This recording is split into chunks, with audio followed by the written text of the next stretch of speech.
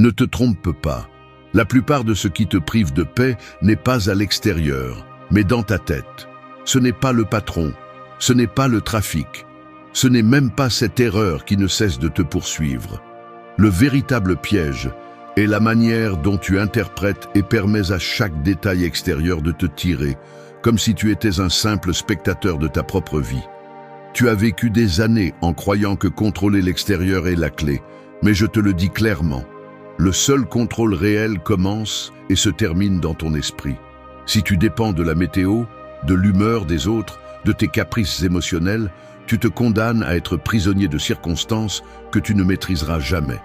Le stoïcisme n'est pas une mode ni une échappatoire, c'est un entraînement mental pour cesser d'être l'otage de ce que tu ne peux pas changer et commencer à gouverner ce qui t'appartient vraiment, ton caractère.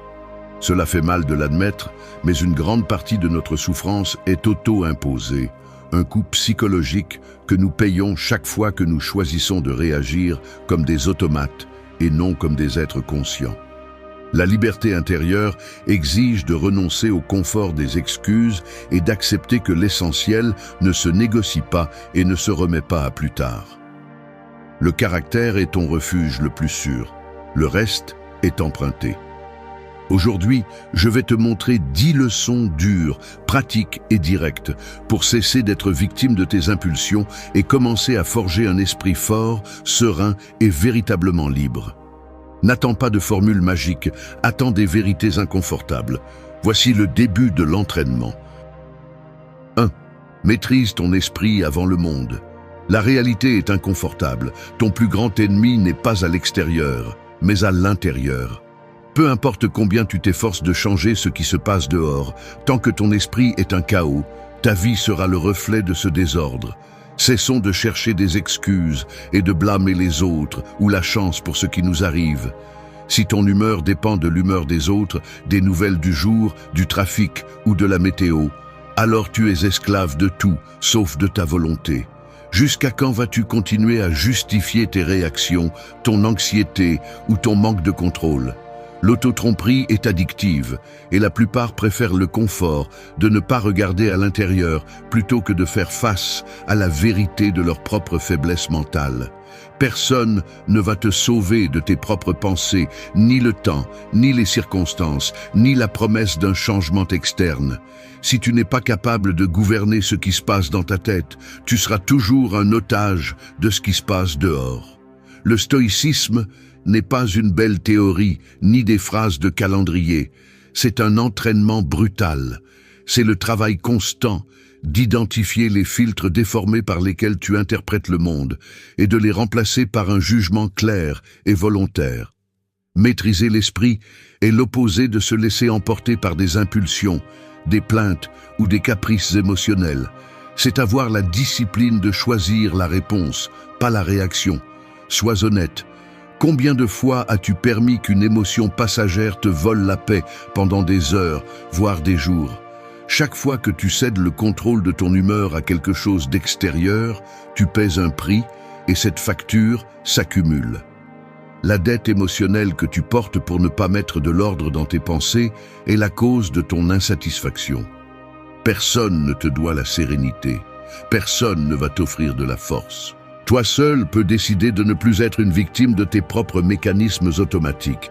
L'esprit s'entraîne ou se fane. C'est aussi simple que cela. Il ne suffit pas de le comprendre intellectuellement. Il faut le pratiquer chaque jour, dans chaque interaction, face à chaque obstacle. La clarté mentale ne tombe pas du ciel.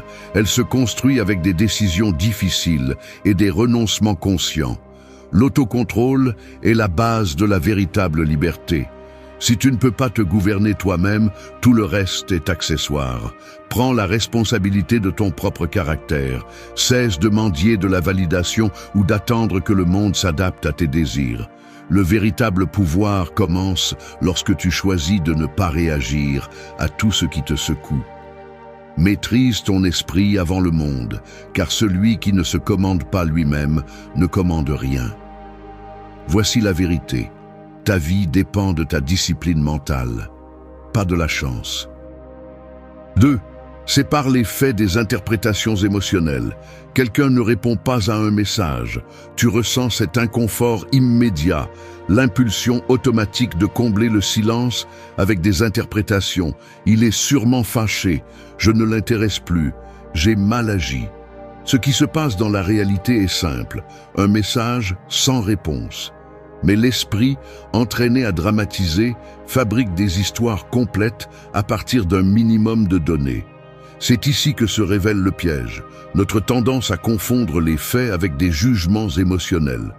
Si tu ne t'entraînes pas à faire cette distinction, tu finiras par vivre dans un film que tu écris toi-même, mais qui coïncide rarement avec ce qu'il est vraiment. Le mécanisme est subtil et presque invisible. Un geste, un mot, une pause, n'importe quoi suffit pour que le vieux schéma s'active et que tu commences à interpréter tout à travers des filtres contaminés par l'insécurité, les attentes ou les blessures non résolues. Le résultat est prévisible. Anxiété, ressentiment, colère.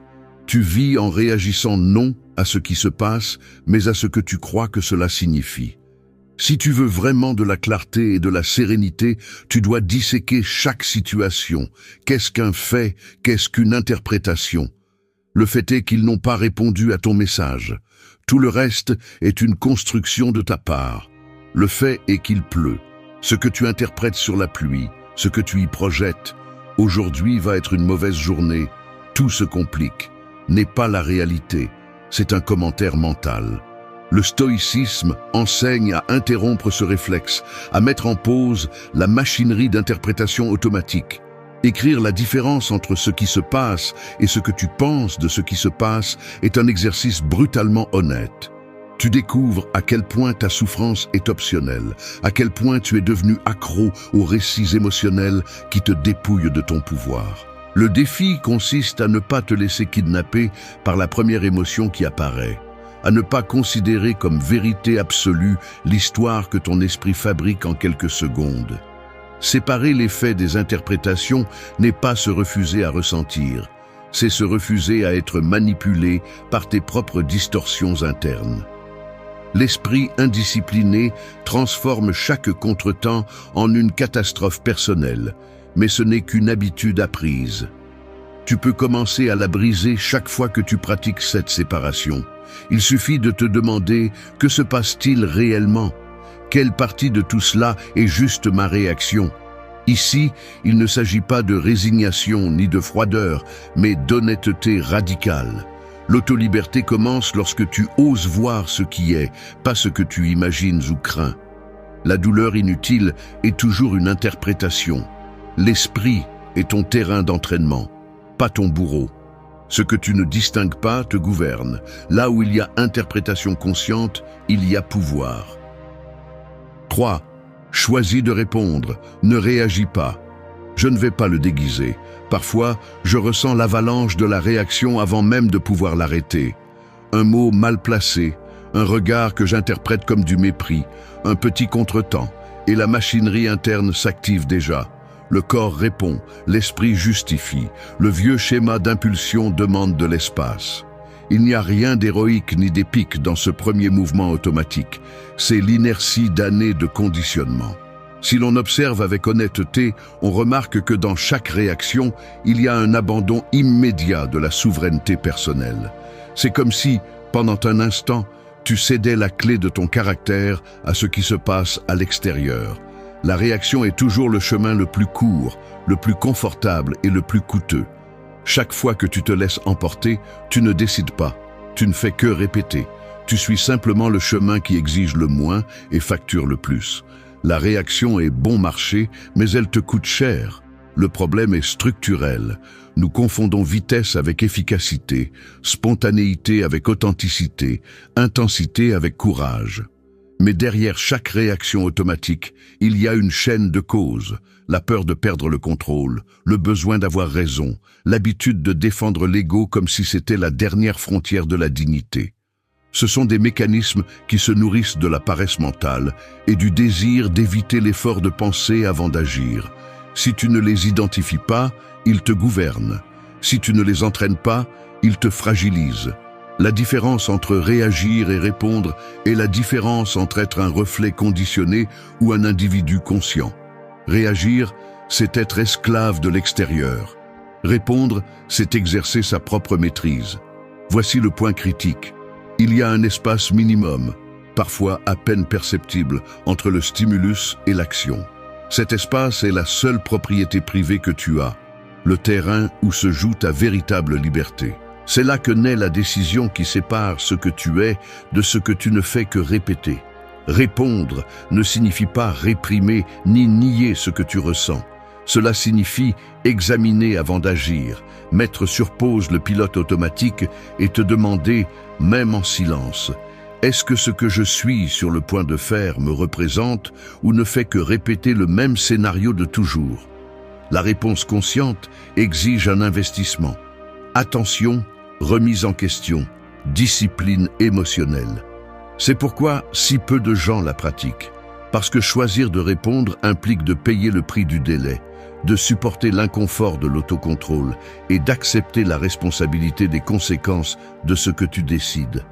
Sans cet exercice, ta vie entière est hypothéquée à des impulsions extérieures et à des habitudes héritées que tu n'as jamais remises en question. La force ne réside pas dans la réaction immédiate, mais dans la capacité de choisir la réponse qui te construit, pas celle qui te détruit. Répondre est un privilège acquis, pas un accident. La réaction te vole du pouvoir, la réponse te le rend. Si tu veux vraiment la liberté, commence par conquérir cet espace entre le stimulus et ta décision. L'autocontrôle est le seul luxe qui ne dépend de personne. Il n'y a pas de raccourci. Tout ce que tu ne maîtrises pas te maîtrise. 4. Fais du caractère ta possession principale. Pense au caractère comme une pièce sculptée dans la pierre, non comme un masque flexible que tu changes selon l'occasion, mais comme une structure qui résiste au poids de la vie. Chaque jour, le monde te lance des fragments, des opinions extérieures, des provocations, des compliments, des opportunités faciles de trahir ce que tu dis être. Tu peux voir ces moments comme des coups de ciseaux ou comme des tentations qui érodent la forme de ton caractère.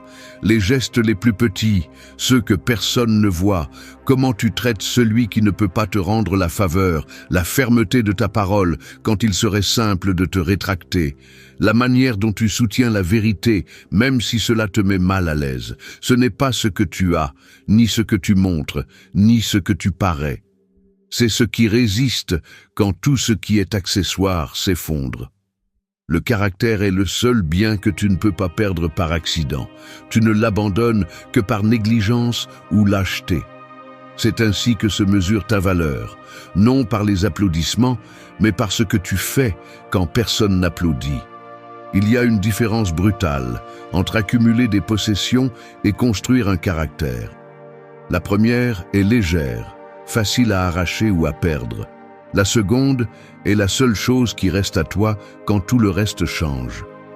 Celui qui base sa sécurité sur l'extérieur vit sur une corde raide.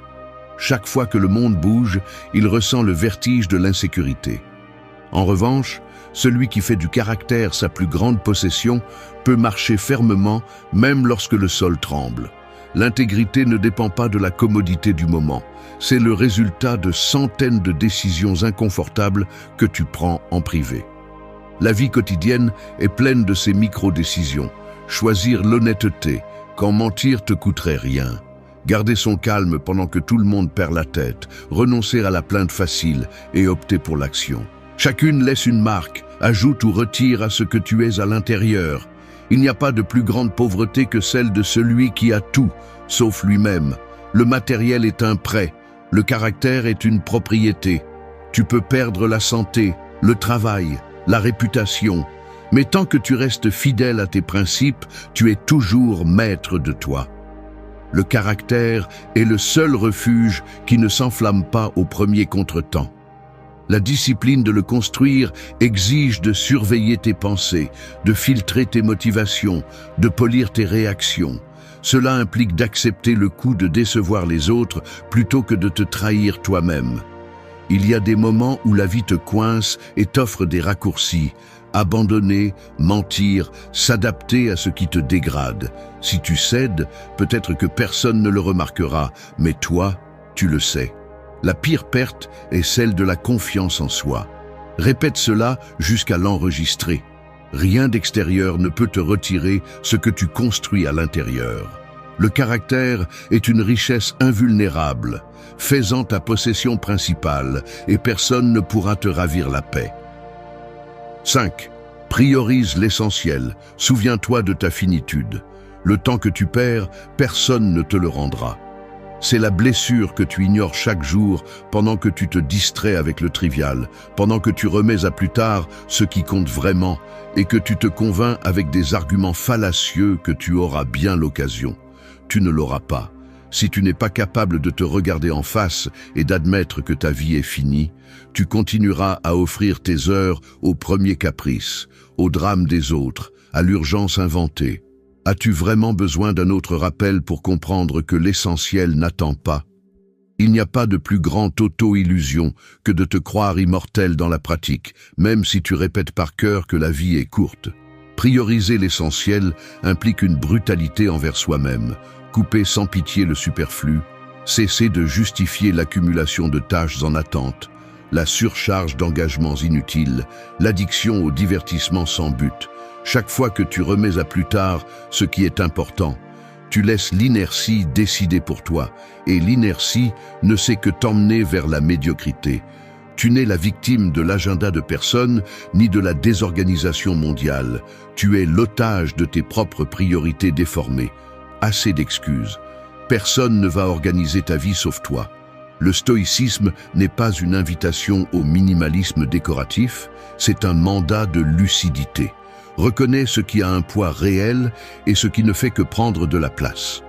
Ton temps est limité et ton énergie ne se régénère pas par magie. La plupart vivent comme s'ils avaient 1000 secondes chance, comme si les jours étaient une dette qu'on peut refinancer. Ce ne sont pas des secondes chances. Chaque jour que tu perds dans le superflu est un investissement perdu que tu ne récupéreras jamais. Ne te trompe pas. Ton calendrier, tes routines, tes conversations, tes habitudes de consommation, tout parle de ce à quoi tu donnes vraiment de la valeur. L'essentiel se défend chaque jour. Il ne se prêche pas le dimanche, ni ne se récupère dans une crise. Souviens-toi de ta finitude, car c'est là ta seul avantage stratégique. Quand tu es conscient que la mort est le seul dénouement garanti, les déchets émotionnels et les engagements vides perdent tout leur pouvoir. Celui qui oublie sa limite finit par vivre comme un touriste dans sa propre existence, toujours en attendant le moment idéal pour faire ce qu'il devrait déjà faire. Ne gaspille pas ta vie dans ce qui ne compte pas. Le courage n'est pas de faire plus, mais de faire seulement ce qui transforme. Ne te laisse pas distraire par le superflu. Tu seras jugé par ce que tu as priorisé, pas par ce que tu as accumulé. La sérénité est un privilège que seul obtient celui qui a le courage de se concentrer sur ce qui importe et l'humilité d'accepter qu'il n'y aura pas de seconde chance. Le temps est ta ressource la plus précieuse. Tu perds le contrôle quand tu oublies l'essentiel. Personne ne va te rappeler cela tous les jours. Fais-le toi-même avant qu'il ne soit trop tard. 6. Transformer les obstacles en opportunités internes. Personne ne va adoucir le coup. Les obstacles n'existent pas pour vous abattre, mais pour exposer la qualité de votre réaction. Chaque fois que vous êtes confronté à une difficulté, le matériau avec lequel votre monde intérieur est construit se révèle immédiatement. Vous pouvez passer votre vie à attendre des conditions idéales ou à vous lamenter sur les pierres sur le chemin, mais la vérité inconfortable est que ce qui vous arrête est rarement le fait en lui-même, mais l'interprétation que vous en faites. L'obstacle n'est qu'un fait. La souffrance supplémentaire est un impôt mental que vous choisissez de payer. Combien de fois votre première réponse est-elle de vous plaindre, de vous sentir victime ou de renier votre sort? Ce réflexe automatique n'est pas innocent. C'est le résultat d'années à programmer votre esprit à chercher des coupables à l'extérieur et à éviter de regarder votre propre fragilité. Le piège est de croire que la vie vous doit du confort ou que les problèmes sont des épreuves injustes. Personne n'a garanti un chemin dégagé ni de protection contre l'adversité. Les obstacles sont inévitables, mais votre façon de les affronter est optionnelle. C'est ici que le stoïcisme devient brutalement pratique. Il exige que vous analysiez votre réaction interne, que vous dénudiez vos croyances les plus confortables et que vous vous demandiez quelle opportunité se cache dans ce que vous rejetez d'emblée. Le mécanisme est simple et impitoyable. Chaque fois que quelque chose vous dérange, vous avez deux options. Soit vous répétez le vieux schéma de résistance et d'usure, soit vous utilisez cet événement comme matériau pour renforcer votre caractère. Il ne s'agit pas de romantiser la douleur, ni de faire semblant que tout ce qui est difficile est automatiquement précieux. Il s'agit de comprendre que chaque obstacle est une invitation à briser une faiblesse interne, à entraîner une vertu que vous ne maîtrisez pas encore, à revoir le filtre avec lequel vous jugez vos circonstances. La véritable transformation se produit lorsque vous cessez de mesurer la vie par ce qui vous est facile et commencez à la voir comme une série d'opportunités pour polir votre caractère. La croissance est une dette qui se paie par un inconfort volontaire. Chaque fois que vous relevez le défi de transformer la difficulté en apprentissage, vous brisez la chaîne de la réaction automatique et devenez maître de votre expérience. Vous n'êtes pas un spectateur passif de vos problèmes, vous êtes l'artisan de vos réponses. L'obstacle cesse d'être un piège lorsque vous découvrez quel muscle interne vous pouvez exercer à partir de lui. C'est la différence entre vivre à la merci des faits et vivre comme un protagoniste conscient. Rien d'extérieur ne vous arrête autant que votre résistance interne à accepter et à tirer parti de ce qui se passe. Celui qui transforme l'obstacle en entraînement forge une résilience qui ne dépend pas de la chance. Souvenez-vous de ceci, chaque difficulté est un investissement dans votre force, si vous osez l'utiliser. Ce que vous ne transformez pas vous pèse. Ce que vous affrontez avec honnêteté vous libère. 7. Renonce volontairement à l'excès matériel. Tu ouvres l'armoire et tu te retrouves avec des vêtements que tu n'as pas portés depuis des mois, peut-être des années. Dans le garde-manger, des aliments que tu as achetés sur un coup de tête et dont tu ne te souviens même plus pourquoi. Sur la table, des appareils qui promettaient de te simplifier la vie et qui aujourd'hui ne font que prendre de la place. Le schéma est clair, tu accumules des objets, des engagements, des distractions. Non pas parce que tu en as besoin, mais parce qu'à un moment donné, tu as pensé qu'en remplissant l'extérieur, tu pourrais combler un vide intérieur. L'excès matériel est une réaction automatique à l'inconfort d'être avec soi-même. Il est plus simple d'anesthésier l'insatisfaction en achetant, en collectionnant, en remplissant des espaces, que d'affronter la racine de ton agitation. Tu te convaincs que tu le fais par praticité, prévention ou mérite, mais la plupart de ces justifications ne sont que des couches d'auto-tromperie. Le résultat est un esprit saturé, une vie lourde, une liberté hypothéquée à ce que tu possèdes. Le mécanisme est insidieux. Chaque objet supplémentaire promet une utilité, mais finit par exiger de l'attention, de l'entretien, de l'ordre. Chaque chose que tu gardes occupe non seulement de l'espace physique, mais aussi de l'espace mental. L'excès n'est pas seulement une question de mètres carrés, c'est un fardeau invisible qui vole la clarté et te distrait de l'essentiel. Pense à la façon dont la peur de perdre ou l'anxiété d'en avoir plus te poussent à confondre abondance et bien-être. Au final, tu multiplies seulement la dépendance, car plus tu accumules, plus tu t'identifies à ce que tu possèdes et plus tu crains de le perdre. Ainsi, l'excès matériel n'est pas un signe de succès, mais d'insécurité mal gérée. La paradoxe est brutale. Tu cherches la sécurité dans ce qui, en réalité, te rend plus fragile. Renoncer volontairement à l'excès n'est pas un geste esthétique ni une mode passagère. C'est une stratégie d'autolydrie. Décider ce qui est superflu et ce qui apporte réellement de la valeur est un exercice d'honnêteté radicale et de pouvoir personnel. Le détachement conscient n'est pas de la pauvreté, c'est de l'intelligence émotionnelle appliquée. C'est s'entraîner à dépendre de moins en moins de l'extérieur et à renforcer le muscle de la suffisance interne. Lorsque tu choisis de lâcher prise, quelque chose se libère en toi. Tu cesses de mesurer ta valeur par ce que tu possèdes et reprends le contrôle sur ce qui compte vraiment. L'excès est une ancre mentale. Le renoncement volontaire est une déclaration de liberté. Voici la ligne que tu dois graver. Ce que tu possèdes te possède si tu ne le surveilles pas. Fais l'inventaire. Chaque objet inutile est une décision en attente.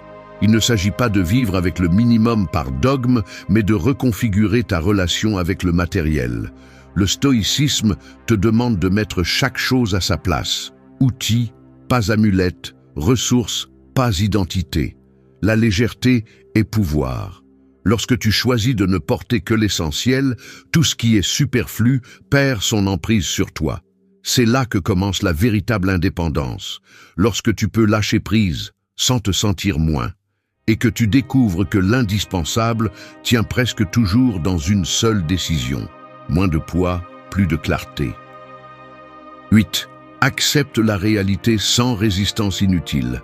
Ce n'est pas facile à admettre, mais il y a des moments où je me surprends à serrer la mâchoire ou à fermer les poings sans m'en rendre compte. C'est comme si une partie de moi, profondément ancrée, se rebellait en silence contre tout ce qui ne se passe pas comme je le souhaite. Je vois mon reflet dans la fenêtre, tandis que la nouvelle inattendue apparaît sur l'écran de mon téléphone. Ou quand un plan change brusquement et que cette gêne physique, cette sorte de tension dans les épaules, s'installe immédiatement. Le corps le trahit avant l'esprit, la respiration se raccourcit, le geste se durcit, le regard cherche un point fixe, comme s'il essayait de résister à l'évidence que le monde ne va pas s'adapter à mes désirs. Il y a un instinct presque enfantin qui s'active et exige que les choses soient différentes, que l'inconfort disparaisse et que l'inévitable se plie à mes préférences. Mais la réalité ne négocie pas. Je peux voir la chaîne de micro-gestes qui se répètent chaque fois que je me résiste. Un soupir impatient lorsque la file avance lentement. Le froncement de sourcils quand quelqu'un dit quelque chose que je ne veux pas entendre, les doigts frappant la table pendant que j'attends qu'une situation hors de mon contrôle se résolve. C'est une séquence absurde, comme si serrer les dents pouvait changer le temps, ou comme si désirer qu'une autre personne agisse différemment avait un pouvoir réel. La résistance inutile s'immisce dans les moindres détails. Vouloir remonter le temps, effacer un mot déjà prononcé, éditer la réalité comme si c'était un fichier numérique. Mais la vie n'accepte pas les commandes d'annulation. L'honnêteté consiste à reconnaître que cette impulsion de s'opposer à ce qui est déjà n'augmente que l'usure. La tension mentale et physique s'accumule comme un poids inutile, une sorte de pénalité pour ne pas accepter le fait fondamental qu'il y a des choses hors de ma portée. La sérénité ne se construit pas en luttant contre l'inévitable, mais en apprenant à lâcher l'illusion de contrôle. L'esprit indiscipliné insiste pour se battre sur chaque détail, comme si l'entêtement était une vertu. Mais cela ne fait qu'augmenter la frustration, car rien ne change à l'extérieur lorsque tout ce que je fais est de résister à l'intérieur. Accepter n'est pas céder, c'est cesser de gaspiller de l'énergie dans des combats perdus d'avance. C'est regarder la situation telle qu'elle est, sans la maquiller ni la déformer, et décider de ce que je peux faire à partir de là. La résistance inutile est une dette émotionnelle qui ne se paie jamais. Elle ne fait que s'accumuler. Lorsque tu apprends à accepter ce que tu ne peux pas changer, tu regagnes du pouvoir sur ce qui dépend de toi. La liberté commence au moment où tu cesses de mendier à la réalité qu'elle soit différente. Respire, accepte et agis depuis ce sol ferme. Accepter est l'antidote contre la paralysie. La réalité ne se plie pas, mais tu peux cesser de te battre avec des fantômes. 9. Prends la responsabilité de ton propre destin. Tu es comme un architecte enfermé dans un bâtiment sans plan, attendant que les fondations se renforcent d'elles-mêmes, tout en croisant les bras et en lançant des reproches au climat, aux ouvriers, à la ville entière. C'est l'auto-illusion parfaite. Convaincu que la structure de ta vie dépend de facteurs extérieurs, tu t'exonères de toute responsabilité sur la forme finale. Mais la vérité est brutale. Le bâtiment, c'est toi et chaque étage que tu ne construis pas est ton choix, pas la faute de l'environnement. Arrête de chercher des coupables dans la topographie, dans la pénurie de matériaux ou dans les bruits extérieurs. Le manque de progrès n'est que le reflet de tes décisions remises à plus tard et de ta peur de prendre le contrôle.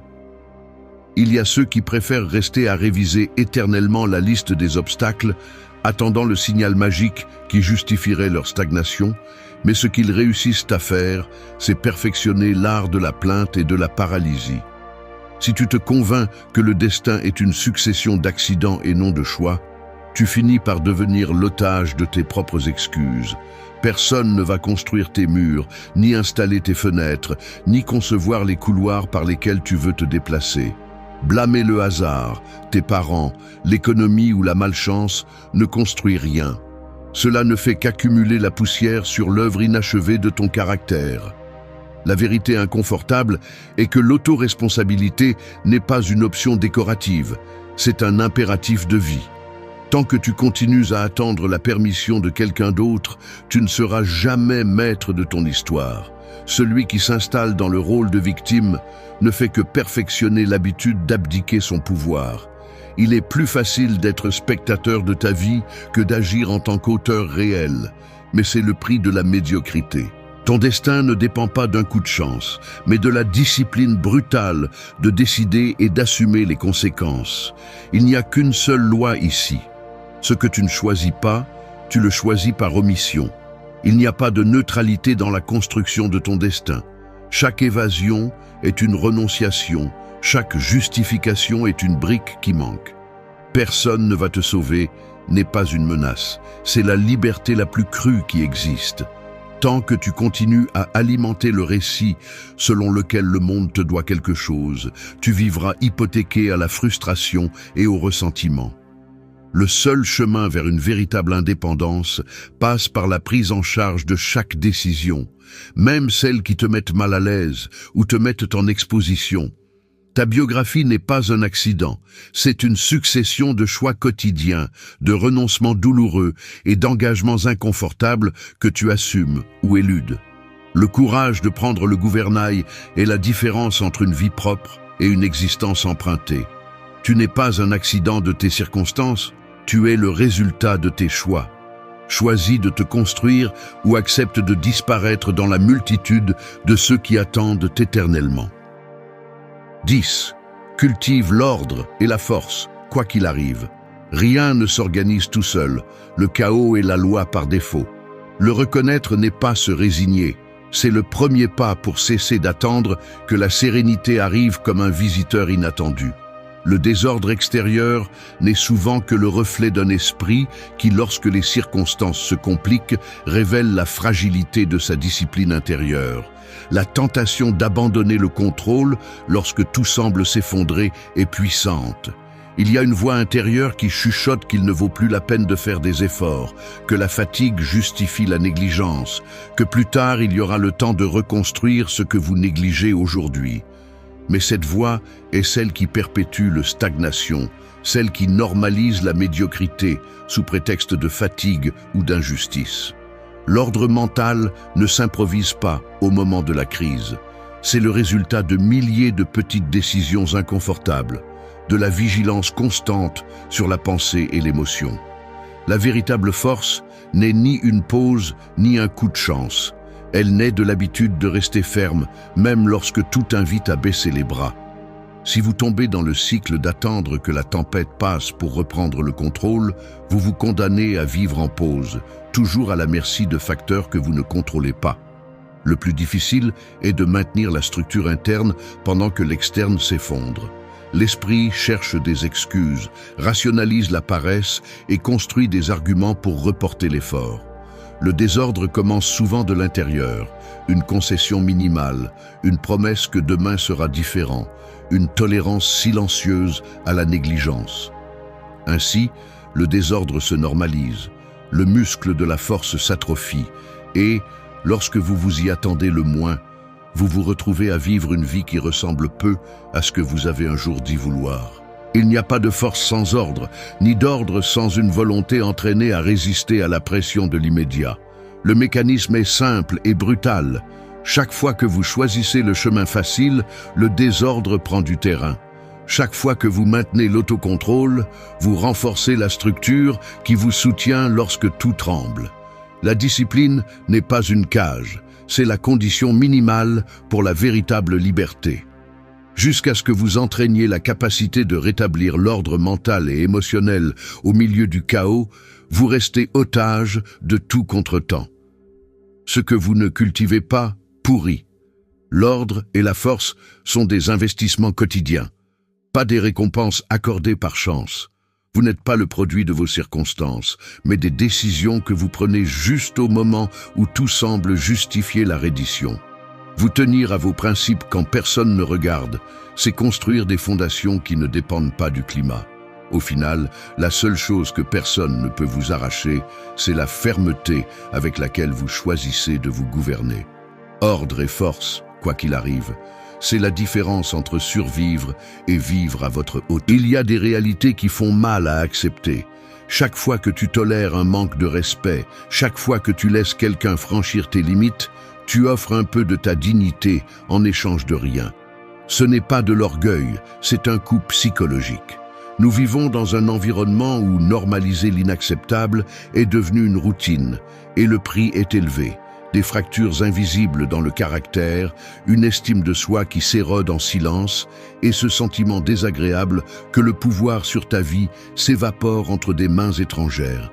Il ne s'agit pas de chercher le conflit, mais de cesser de négocier l'essentiel, le respect de soi. Car si ce n'est pas toi qui défends ton intégrité, personne ne le fera à ta place. La philosophie stoïque n'offre pas d'excuses. Elle enseigne que la discipline des limites et la clarté pour détecter ce qui est nuisible sont des formes d'autodéfense et non d'arrogance. Ce que tu permets, tu l'enseignes. C'est une vérité inconfortable, mais indéniable. Certains diront que c'est exagéré, que parfois il faut avaler des couleuvres pour s'intégrer. Mais tolérer l'intolérable n'a jamais été sage, ni courageux. La véritable force ne réside pas dans le fait de supporter n'importe quel traitement, mais dans le courage de dire « jusqu'ici ». Si tu veux du respect, commence par ne pas le donner gratuitement. Aujourd'hui, nous allons parler sans détour des 6 comportements inacceptables que tout homme ne doit pas supporter s'il veut vivre selon ses propres règles. Car la dignité ne se négocie pas, elle se défend. 1. Ne normalise pas le manque de respect. Le manque de respect n'est pas un accident, c'est une décision.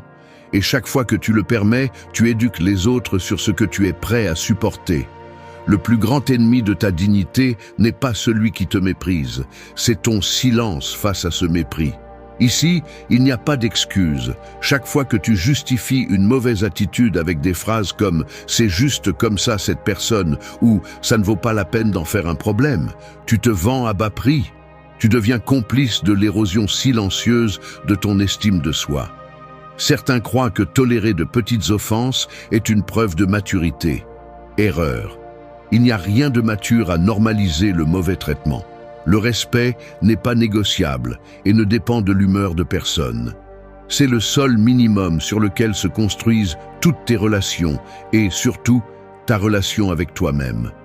Chaque fois que tu te tais face à un commentaire sarcastique, une moquerie déguisée en blague, un regard qui cherche à te rabaisser ou une attitude condescendante, ton esprit enregistre le message « c'est acceptable, c'est ce que je mérite ». Cette accumulation de micro-agressions devient le poids que tu portes jour après jour. Ne te laisse pas tromper en croyant que tu es le plus fort en supportant tout, car la force ne se mesure pas à la quantité de déchets que tu ingères, mais à ta capacité à rejeter ce qui te dégrade. Accepte moins et tu finiras par être moins. C'est le piège. Il y a une différence énorme entre être tolérant et devenir un paillasson émotionnel. Le stoïcisme ne consiste pas à baisser la tête et à avaler du poison avec un sourire forcé. Il s'agit d'avoir la clarté et la discipline pour identifier quand quelqu'un franchit la ligne et, sans perdre son calme, mettre un terme nécessaire. Laisser passer un manque de respect ne te rend pas sage, cela te rend insensible envers toi-même. Chaque fois que tu le fais, ton caractère se fracture un peu plus. une dette interne se forme que tôt ou tard, tu devras payer sous forme de ressentiment, d'insécurité ou de colère contenue. Combien de temps penses-tu pouvoir supporter avant que cela ne te coûte cher? Il y a une vérité inconfortable, tu ne peux pas exiger le respect si tu ne te le donnes pas d'abord. Cela implique de cesser de chercher des explications à l'inacceptable et de commencer à répondre avec fermeté, même si cela signifie perdre la sympathie de certains. Je préfère perdre des gens que de me perdre moi-même. C'est la ligne emblématique que tu devrais répéter jusqu'à l'ancrer dans ton esprit. Tu n'es pas né pour être accepté à tout prix, tu es né pour être intègre. Défendre tes limites n'est pas de l'arrogance, c'est un investissement dans ta valeur personnelle. Chaque fois que tu te tiens debout et que tu mets un terme à un manque de respect, tu entraînes le muscle de ton autodiscipline, tu renforces ton estime de soi et tu te rappelles que ton intégrité est plus importante que n'importe quelle approbation bon marché. Celui qui ne peut pas te respecter ne mérite pas d'espace dans ta vie ni dans tes pensées. Ici, il n'y a pas de place pour les demi-mesures. Soit tu te respectes, soit tu te résignes. La décision t'appartient toujours. 2. Détecter et couper la manipulation tôt. Vous vous asseyez avec quelqu'un pour prendre un café et presque sans vous en rendre compte, la conversation tourne autour de ce que vous avez fait ou pas fait.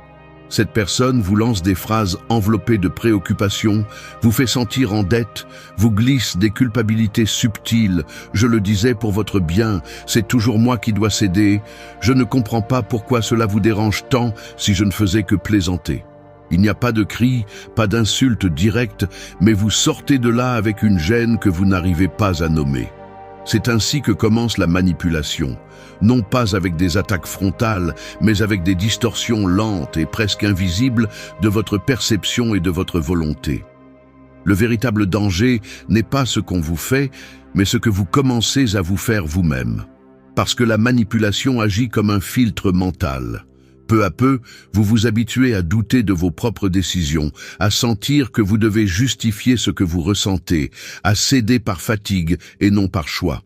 Le problème est que, lorsque vous ne coupez pas ces jeux tôt, votre esprit apprend un mécanisme toxique, celui de se trahir pour plaire à l'autre.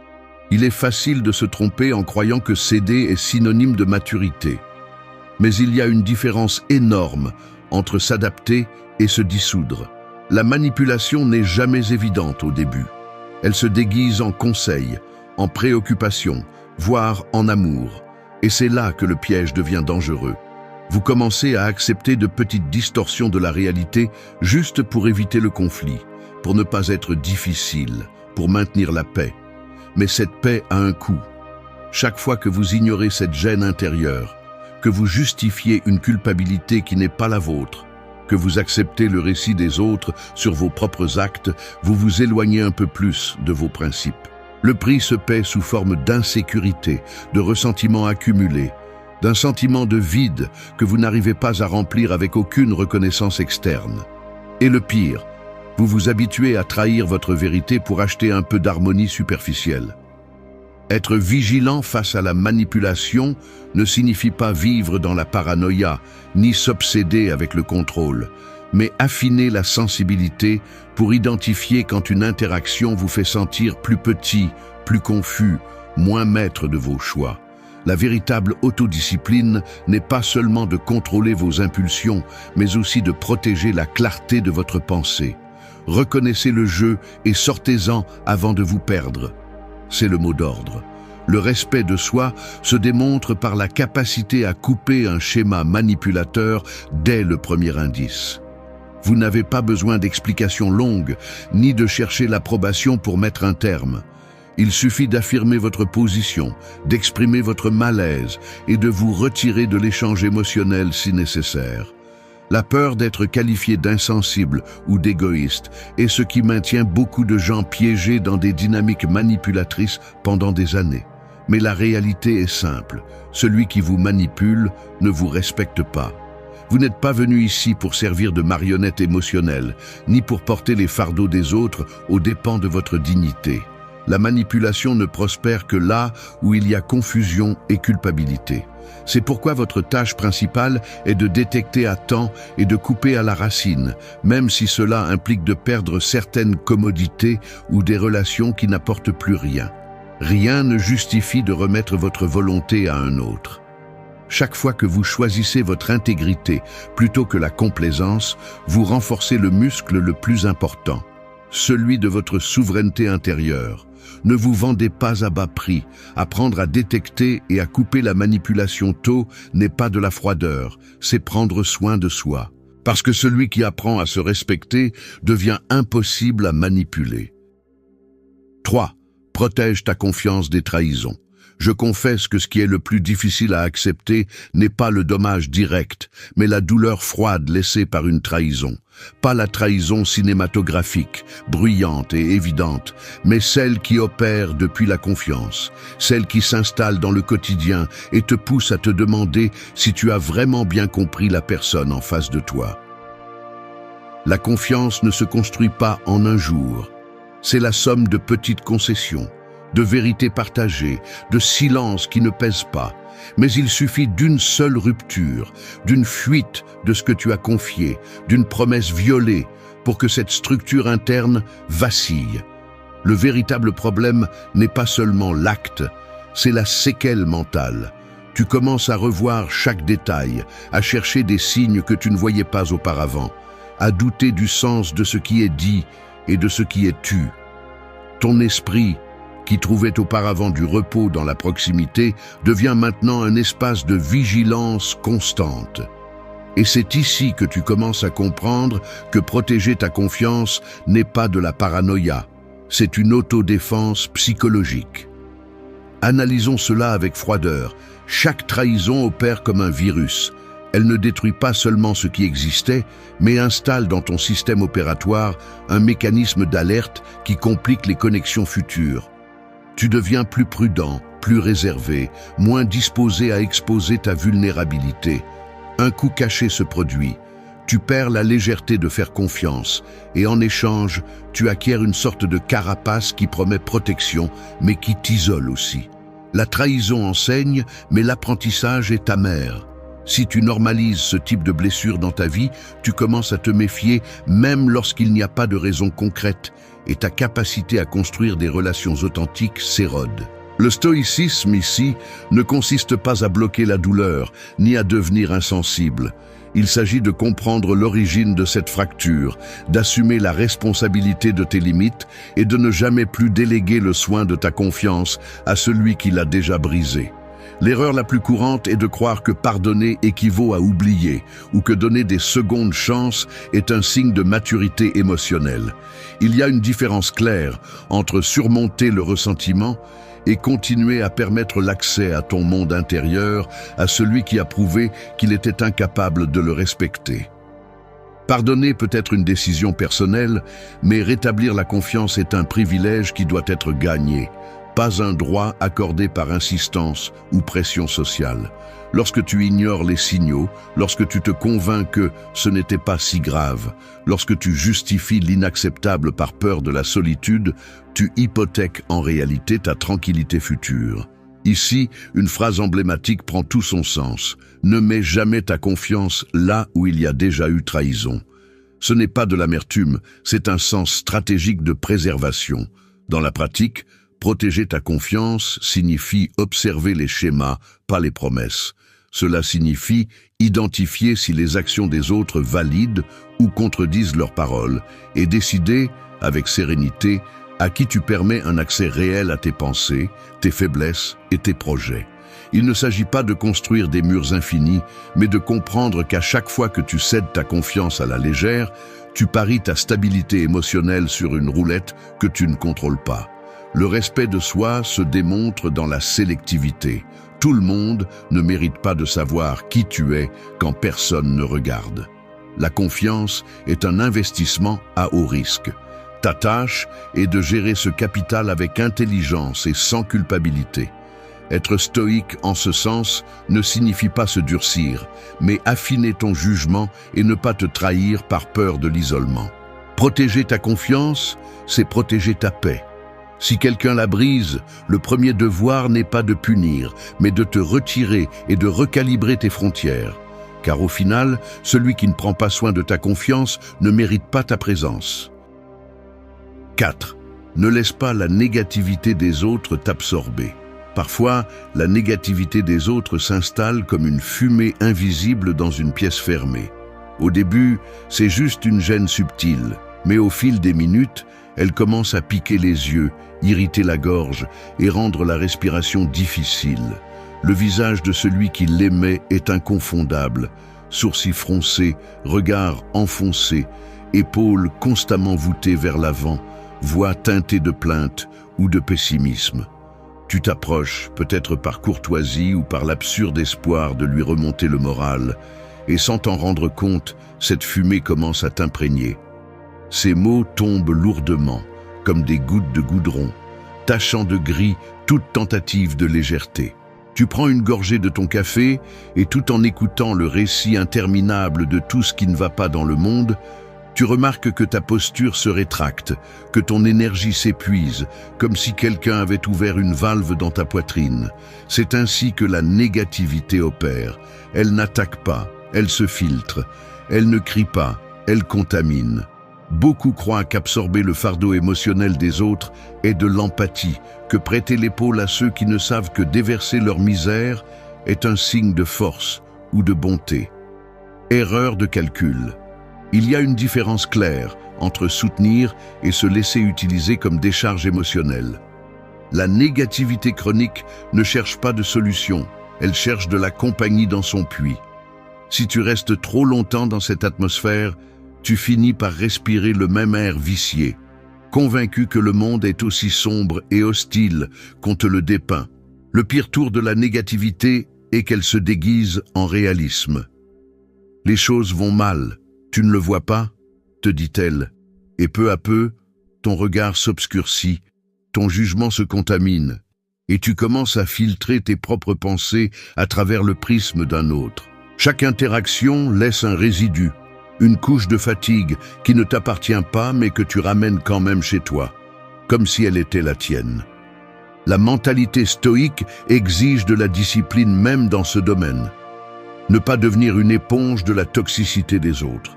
Il ne s'agit pas de devenir insensible, ni de couper tout lien avec ceux qui traversent des moments difficiles, mais d'établir une limite claire entre tes émotions et celles des autres. Le geste est simple, mais peu fréquent. Écouter attentivement, mais sans absorber. Accompagner, mais sans se laisser entraîner. Imagine le muscle de ta sérénité comme une membrane sélective. Laisse entrer ce qui apporte, rejette ce qui intoxique.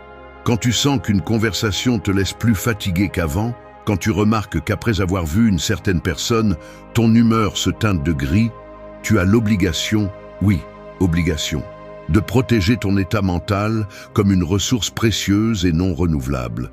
Tout ce que tu entends ne t'appartient pas.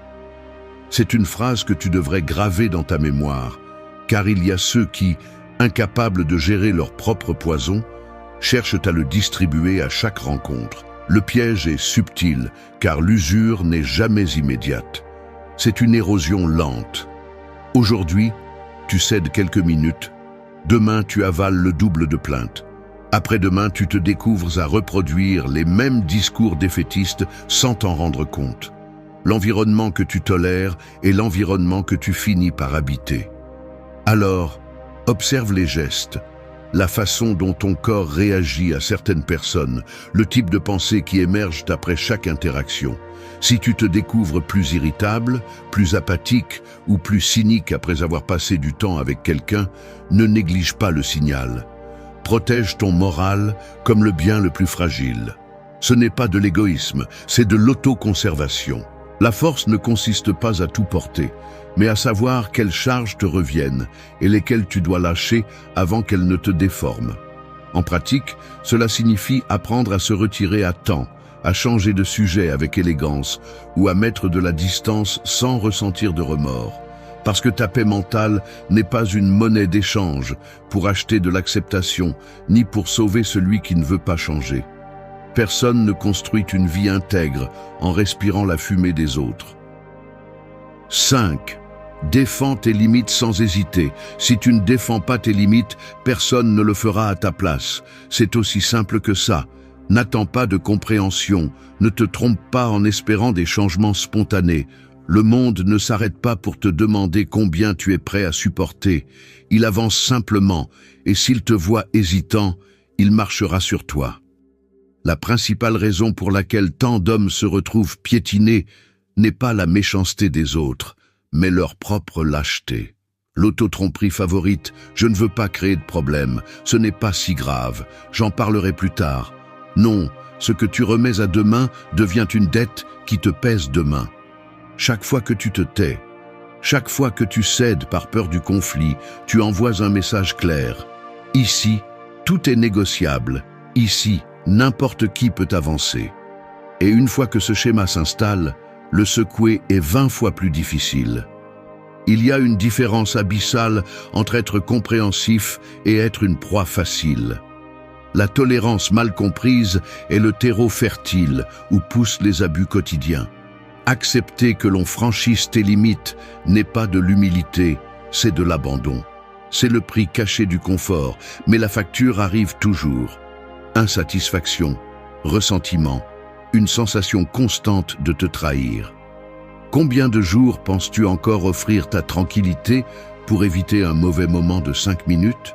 La plupart des gens ne savent même pas où commencent leurs limites parce qu'ils ne se sont jamais assis pour les définir. Si tu ne clarifies pas jusqu'où tu es prêt à aller, les autres décideront pour toi, et je te garantis que leur standard sera bien plus bas que le tien. Tes limites ne se négocient pas avec ceux qui ne savent pas te respecter.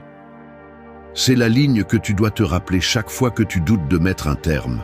Défendre tes limites n'est pas crier ni recourir à des scènes dramatiques.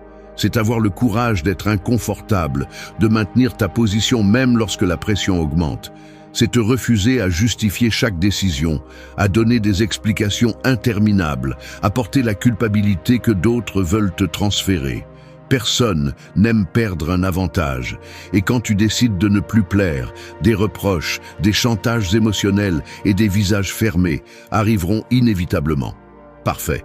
C'est le signe que tu es enfin en train de faire le travail difficile que tant évites, mettre de l'ordre dans ton espace vital. Si tes mains tremblent la première fois, tant mieux. Cela signifie que tu sors enfin du mode automatique et que tu assumes le coût réel de te respecter. Le stoïcisme n'est pas de la passivité, c'est une fermeté sereine. C'est savoir que le conflit occasionnel est 100 fois préférable à l'érosion lente de ton caractère. Ne te trompe pas. Permettre l'abus pour maintenir la paix est le plus grand acte de trahison contre toi-même. La vraie paix ne s'achète pas par la soumission, elle se construit en défendant ce qui t'appartient. Ton temps, ton énergie, ta dignité. Personne ne devrait avoir un accès illimité à ton attention, ni à ta bonne volonté. Celui qui ne sait pas poser de limites finit par vivre l'agenda des autres. C'est la condamnation de ceux qui n'apprennent jamais à dire stop. Alors arrête de chercher des excuses, arrête d'attendre le moment parfait, arrête d'avoir si peur du rejet. Chaque fois que tu te tiens debout, même si ta voix tremble, même si ton cœur bat plus fort, tu revendiques le droit fondamental de vivre selon tes propres termes. Défendre tes limites n'est pas un luxe, c'est la base de toute vie respectable. 6. Ne tolère pas l'hypocrisie ni les mensonges. La vérité est inconfortable. Tolérer l'hypocrisie et le mensonge, c'est permettre à d'autres de manipuler ta perception de la réalité et pire encore, c'est donner la permission à tes propres peurs de dicter comment tu te relèves avec le monde. Chaque fois que tu acceptes un double visage ou une demi-vérité, ce que tu fais réellement, c'est négocier ta clarté mentale pour un peu de fausse harmonie.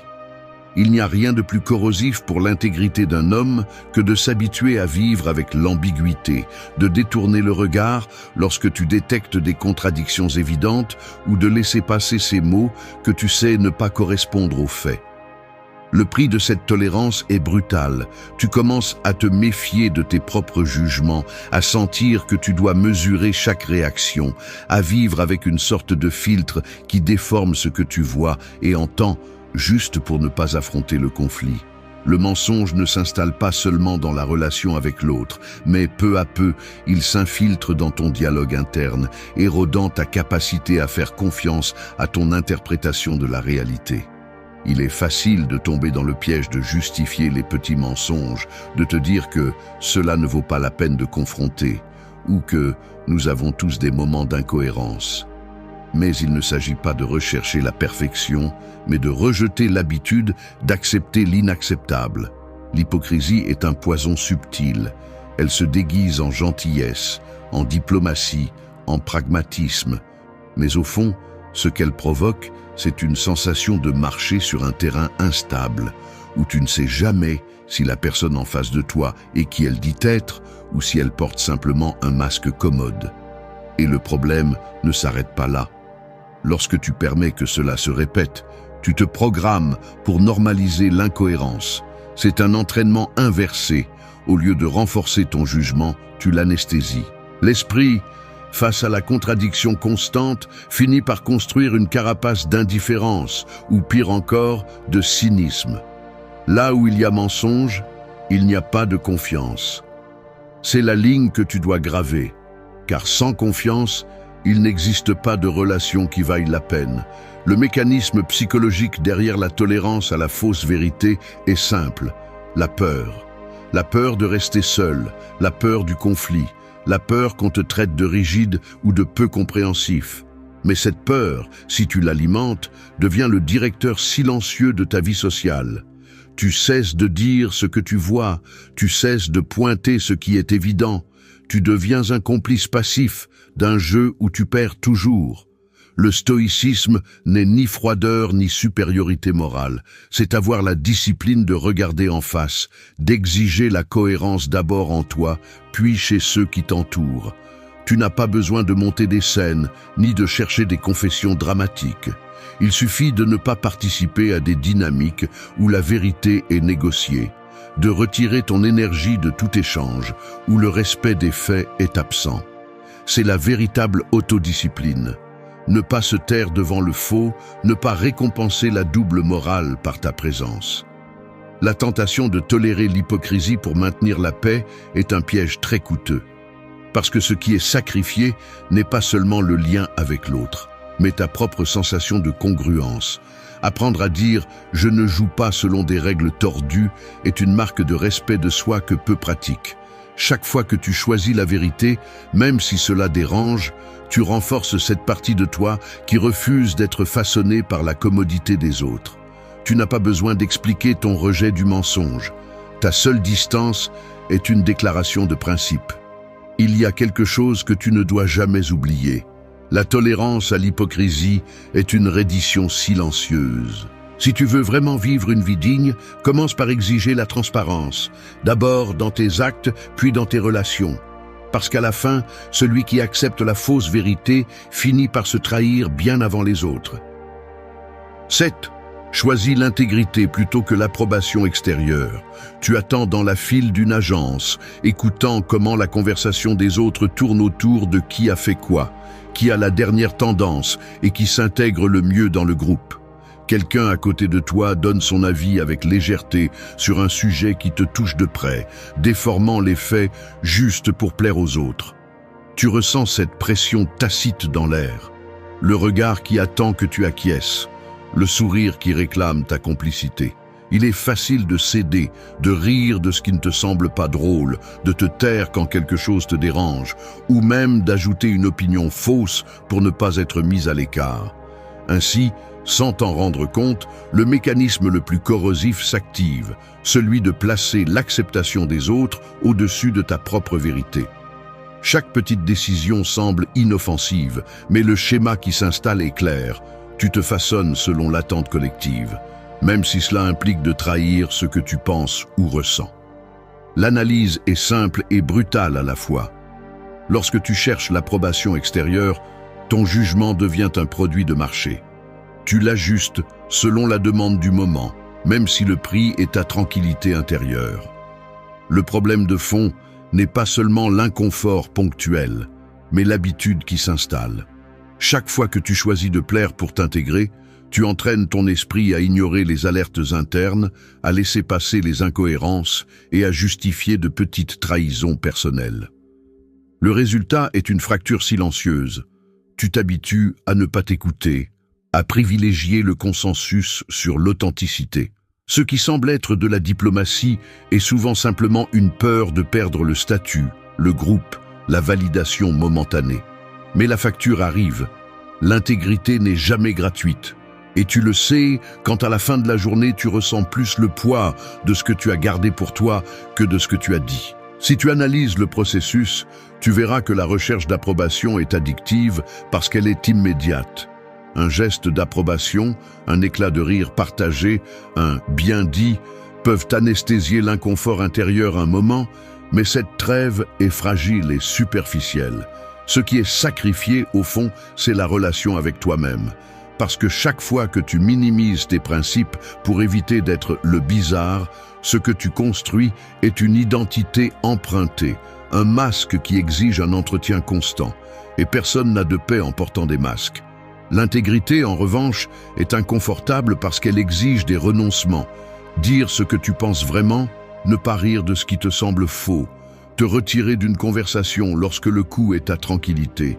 C'est un pari à long terme, mais les dividendes sont réels, respect de soi, clarté d'esprit et la sensation que ta valeur ne dépend pas des applaudissements des autres. La stratégie stoïque est claire, définis d'abord ce que tu n'es pas prêt à négocier. Si ta vérité est inconfortable, qu'elle le soit. Si ton opinion ne s'intègre pas, tant mieux. L'intégrité pèse, mais elle libère. C'est la ligne que tu dois te rappeler lorsque l'ambiance devient pressante. Il ne s'agit pas de chercher le conflit, mais de ne pas céder ta boussole interne pour un peu d'acceptation passagère.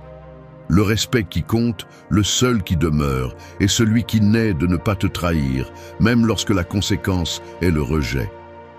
La vie se simplifie beaucoup lorsque ton bien-être n'est pas mesuré par les gestes des autres, mais par la cohérence entre ce que tu penses, dis et fais. Sans intégrité, toute approbation est creuse. Choisis le poids de la vérité, même si cela te laisse seul un moment, car tout le reste est une dette qui tôt ou tard te sera réclamée avec des intérêts. La décision se trouve dans chaque petit acte.